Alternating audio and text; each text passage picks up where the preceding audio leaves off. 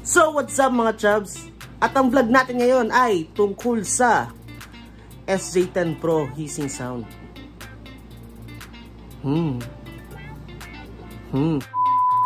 So yun, bumili ako ng SJ Cam nung last week ata yun, or hindi ko na maalala. Pero yun, bumili ako ng SJ Cam na SJ10 Pro.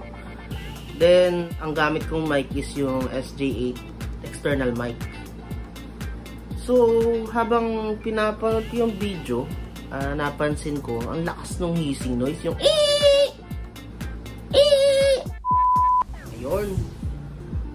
So, medyo na-stress ako kasi ang pangit ng quality. Ang pangit ng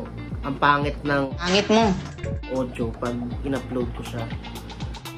So, ayun, nung nalaman ko yung issue na yun, kinontak ko yung seller. Ang sabi nila sa akin, wala pa daw na external mic for SJ10 Pro. So, yung mga ginagamit daw natin na ibang mic, even yung SJ8 Pro external mic is hindi daw compatible dun sa SJ10 Pro. So, ayun, after nun, ginawa ko, kinontak ko yung SJ Cam mismo. Tinanong ko sila kung matutulungan ba nila ako dun sa hissing noise issue. Ang sabi nila sa akin, firmware issue daw siya. And ano daw, and they're trying to fix that issue daw, sabi nila. Kaya, yun, medyo na-lost hope ako.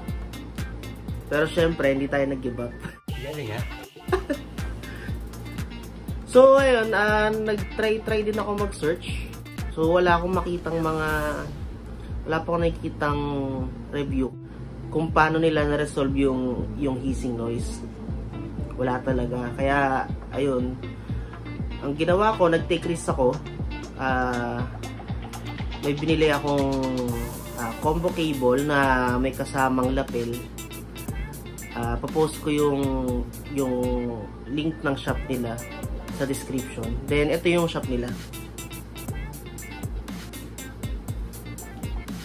Tapos, ito yung binili ko. Yan. So, napansin ko nung ginamit ko yung lapel mic pati yung combo cable, na-lessen yung hissing noise niya. Medyo nawala. Pero meron pa din, pero sobrang hindi mo na siya maririnig. Sobrang onting-onti lang. Actually, dumating siya kahapon. Tinest ko na kahapon. And ito yung result niya. One eternity later. So, ayan mga chubs. Ito na yung resulta ng ating external mic na nabili kay Tom Lee sa Shopee. Wow, magka-rhyme ha. Tom Lee sa Shopee. Ayan. Tinry ko na, may mga hissing noise pa rin siya. Pero sobrang onti na lang. Very light na lang siya. Tutusin. Uy. Pugi-pugi So ayan, ito-testing natin siya ng pasigaw tayo. Pag mag-vlog tayo ng pasigaw. So what's up guys? Sana tayong vlogger yan. Di ko alam kung ano yung resulta ng pasigaw, pero na-test ko na siya ng ng light. Mic test, mic check. Testing 1 2 3. Testing 1 2 3. So ayan no chubs.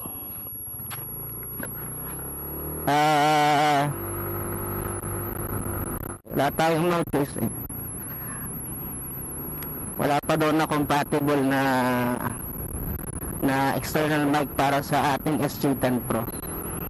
So hintay-hintay na lang muna tayo ng possible or masabi nilang compatible na external mic. So ayun, yung pag-setup ko ng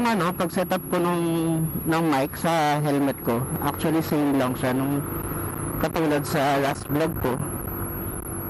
nakapasok pa rin siya sa right cheek ko. Right cheek sa helmet. Maganda na sana yung sinabi.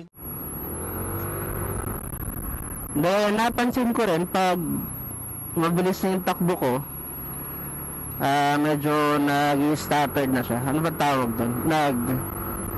Naglalaglag na yung boses ko.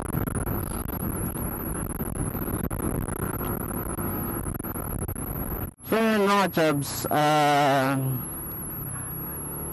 sana magustuhan nyo to, yung aking nagawang pansamantalang band-aid sa problema natin sa S310 Pro. I think it's all good in a hood na. All good in a hood. Yan. So yun nga pala, yung helmet natin is yung LS2. So ayan mga chubs, if nagustuhan yung video, kindly hit the like and subscribe button. And for more updates, hit the notification bell. Tapos, if may mga suggestion pa kayo, hindi ko naman masabing perfect yung band-aid na nagawa natin sa hissing noise ni S310 Pro. Pa-comment na lang. Then, syempre, tulungan na lang tayo. Ayun. So, yun lang guys. See you on my next vlog. Bye!